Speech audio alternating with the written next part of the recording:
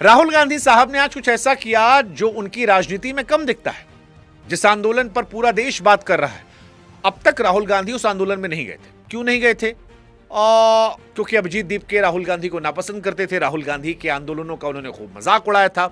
अभिजीत का थोड़ा लिंक जो है वो आम आदमी पार्टी से है। कई लोग यहां पर हैं जो आम आदमी पार्टी क्लोज रहे हैं। ऐसे में राहुल गांधी और कांग्रेस ने इस आंदोलन से अपने आप को दूर रखा था, लंबे समय तक दूर रखा था। देश का सबसे बड़ा विपक्षी नेता देश के सबसे बड़े आंदोलन से दूर था।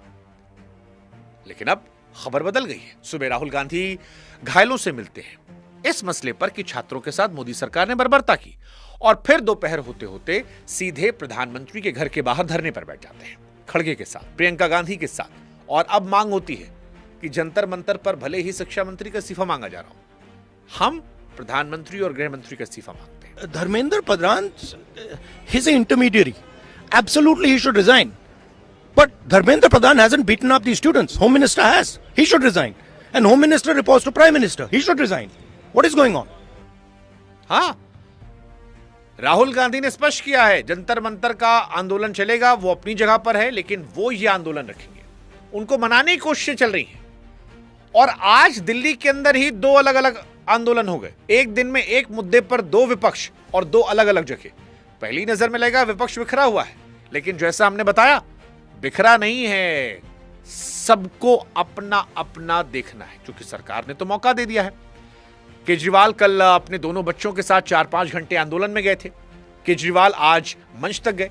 मतलब साफ है कि कॉकरोच जनता पार्टी का जो आंदोलन है वो उसका आंगन शुरू से आम आदमी पार्टी के घर के करीब था, आसपास था।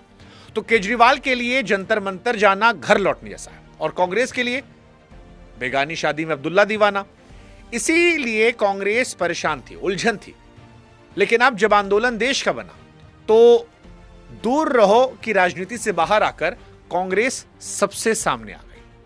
हां जी, कांग्रेस मंच से दूर थी, लेकिन अब कांग्रेस ने एकदम सीधा मंच पकड़ा है। राजनीति के लिए सीधे पीएम आवास के बाहर वो बैठ गए, और वो चाल चली है जो सधी हुई चाल है, नपी तुली। आंदोलन के मंच पर मत चढ़ो, आंदोलन का मुद्दा मत उठाओ, लेकिन छात्रों का मुद्दा उठाकर अपना नया मंच लगा दो, वहां पर जहां देश के सारे कैमरे वैसे भी तैनात हैं, पीएम के दरवाजे पर। अब आप खुद समझिए कि अगर राहुल गांधी जंतर मंतर जाते तो वो भी एक और चेहरा होते, एक और चेहरा जो जंतर मंतर पर जा रहा था। लेकिन जब वो पीएम के दरवाजे पर बैठे तो वो अकेली तस्वीर बन गए। और अब भीड़ यहां भी बढ़ेगी। मुद्दा वही है, मंच अपना है, तस्वीर सबसे बड़ी, और हिसाब एक लाइन का, मेहनत आंदोलन की, पसीना छात्रों का, और आज शाम होते होते सबसे बड़ी हेडलाइन कांग्रेस पार्टी की। इसका फायदा दोहरा है।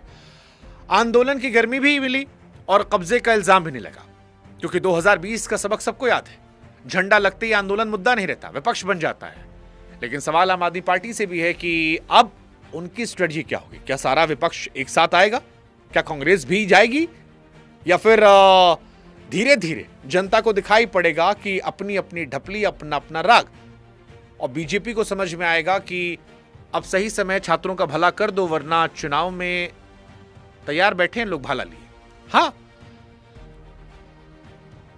हालांकि एक दिलचस्प चीज जो हमको नजर आई, राहुल गांधी जब प्रोटेस्ट करने के लिए प्रधानमंत्री के घर के बाहर बैठे तो थोड़ी ही देर में मोदी सरकार के मंत्री जितेंद्र सिंह पहुंच गए राहुल गांधी से बात करने के लिए। और वहीं पर मेरे मन में एक ख्याल आया कि जब बच्चों पर लाठी चली थी तो तुरंत ऑन द स्पॉट बच्चों से बात करने कोई मंत्री जंतर मंतर नहीं गया था। कोई नहीं गया था। बच्चे बहुत दिन से बैठे थे, कोई नहीं गया था। सोनम वांगचुक को उठा के अस्पताल भिजवा दिया गया था, लेकिन सोनम वांगचुक से मुलाकात करने कोई नहीं गया था। लेकिन जब राहुल गांधी बैठे तो मंत्री दौड़ते आए। सवाल बच्चे अगर पूछें कि मंत्री साहब, विरोधी तो राहुल गांधी भी हैं, वैचारिक विरोध हम भी कर रहे थे, जंतर मंतर क्यों नहीं आए? प्रधानमंत्री घर के बाहर मनाने पहुंच गए। सोचेगा, क्या भारत में इज्जत दर्द की होती है या आपके पद, आपके ओहदे की? वैसे आप इस वीडियो का स्क्रीनशॉट रख लीजिए, चुनाव के बाद इसका हिसाब करेंगे कि कौन जंतर मंतर लौटा, क्योंकि मरहम और वोट चुनाव तक एक जैसे दिखते हैं। लेकिन फिलहाल सरकार फंसी है। मोदी सरकार फंस गई है। हालांकि वो चुप नहीं है, बोल रही है। आज प्रधानमंत्री ने ऐसा लगता है कि हमारा वीडियो देख लिया था, खामोशी वाला, और यही वजह है कि उन्होंने अपनी पार्टी की बैठक में ही सही लेकिन ये कह दिया कि पेपर लीक घोर पाप है। हम तो इसी बात पर मोदी जी को कोटि कोटि नमन करते हैं कि आपने बोला, तो क्योंकि आप बहुत सारे विषयों पर बोलते ही नहीं हैं और ये तकलीफ है और ये देश चाहता है कि आप बोले, क्योंकि प्रधानमंत्री अगर बोलेंगे तो उम्मीद जगती है और उम्मीद हौसला देती है।